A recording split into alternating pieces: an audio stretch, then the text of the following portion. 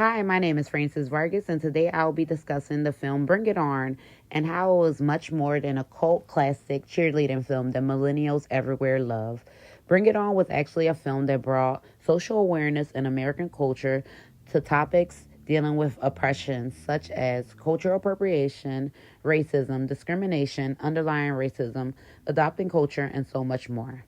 Before we talk about the heavier topics, let's talk about Bring It On in general and what exactly was it about.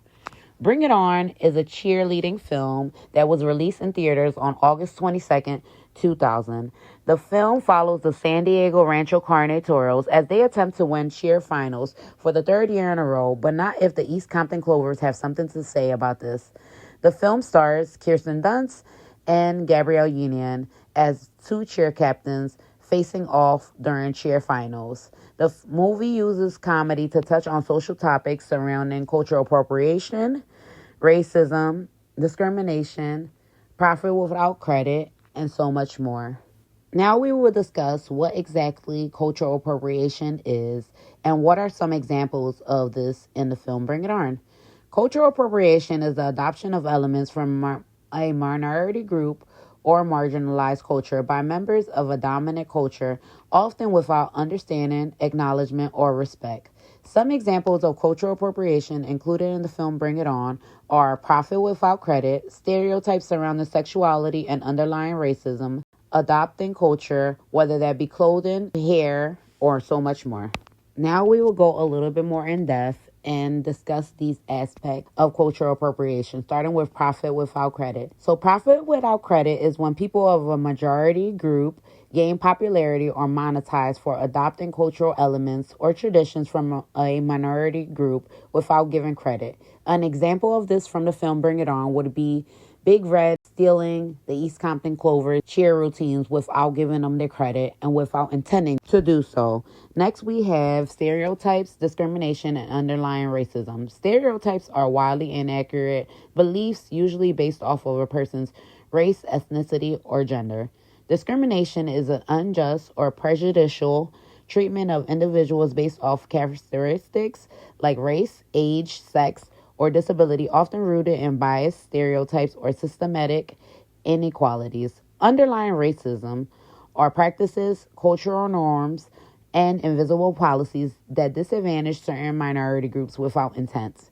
An example of underlying racism would happen to be hair discrimination in the workplace. This is seen later on in our slides with the Crown Act. Next, we have adopting culture without knowledge and or credit. This is when you adopt another characteristic from another culture through clothing, hairstyles, or cultural aspects without knowledge or acknowledgement of the cultural meaning. This can be intentionally done or unintentionally done. In the film, Big Red intentionally does this. And a more recent or modern example of this would be a Caucasian woman wearing Fulani braids, which is a West African protective style, but instead she would call them Bo Derricks. So we have some important roles in the film Bring It On that should be talked about, whether that be good or bad. We have Torrance Shipman, who is the protagonist. Next, we have Isis, the cultural appropriation checker. Missy Pantone is the white savior. And Big Red is the cultural appropriator.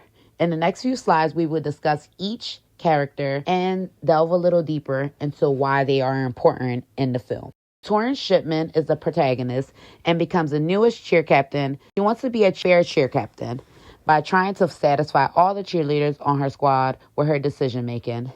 She calls her squad a cheerocracy and wants to include her teammates with her decisions. Trying to make healthier cheer traditions and get rid of the toxic and cultural appropriating behavior started by Big Red.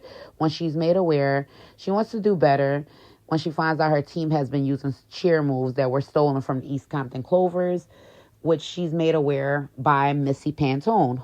Next on our list of characters, we have Isis, and Isis is considered the cultural appropriation checker.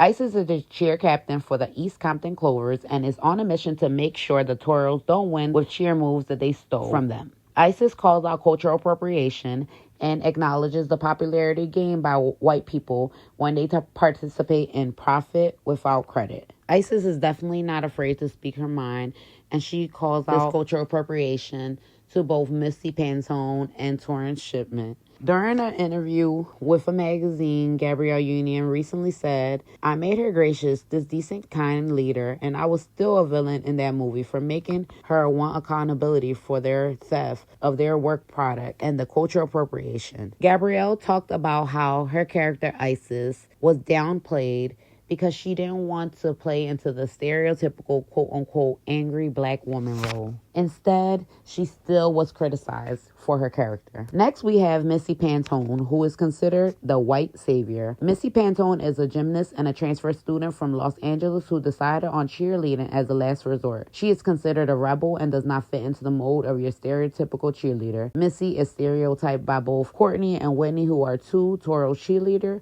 due to her appearance and what they think her sexual preference might be, which is they believe she's a lesbian. You ripped off those cheers. Your trophies are BS, and you're a sad, explicit liar. This is what Missy tells the rest of the Toros when she confronts them for stealing from the East Compton Clovers. Next, we have Big Red, who is the cultural appropriator. Big Red is the former cheer captain for the Toros, and she elects Torrance Shipman as her new cheer captain when she graduates. Big Red is mean and unapologetic about how she steals or cheats to win, and she continues to use stolen moves because she knows that the East Compton Clovers lack funding and are unable to raise enough money to go to finals. Next, we will talk about cultural sharing versus appropriation and how cultural sharing over time can become cultural appropriation.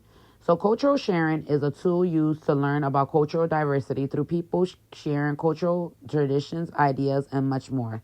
Cultural sharing becomes cultural appropriation when a group in power takes something from a group it has historically dominated. Next on the list, we have stereotypes. This film had a lot of stereotypes, specifically around sexuality, that I would like to cover, starting with one about Missy Pantone. During trials, Missy Pantone is asked to do a back tuck for standard procedure, though this was never the case for any other person who tried out for the Toros. Courtney and Whitney don't want to see Missy Pantone on the team because she doesn't look like what they think a stereotypical cheerleader looks like, so they want to make it harder for her to make the team. The Toros male cheerleaders also face sexual stereotypes based off of their sexual preferences. Jan and Les are the only male cheerleaders on the Toros. Jan is a straight man but is stereotyped as gay by the football team, and Les is a bisexual man and is very honest and transparent about his sexuality. Lastly, on the Toros, we have Courtney, who's very much so in denial about her own sexuality, and this leads to her using homophobic slurs toward Missy Pantone because she's just not comfortable and in denial about who she is sexually. In an interview, the character who played Courtney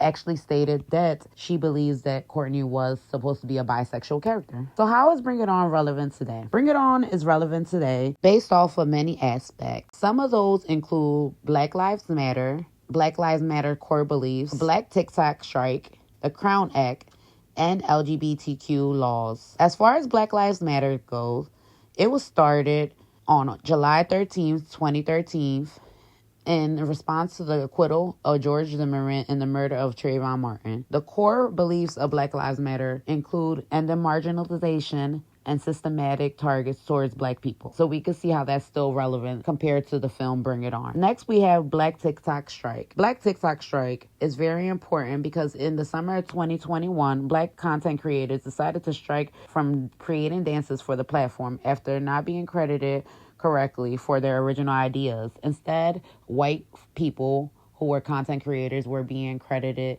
and receiving profit without credit for the Black creators' ideas.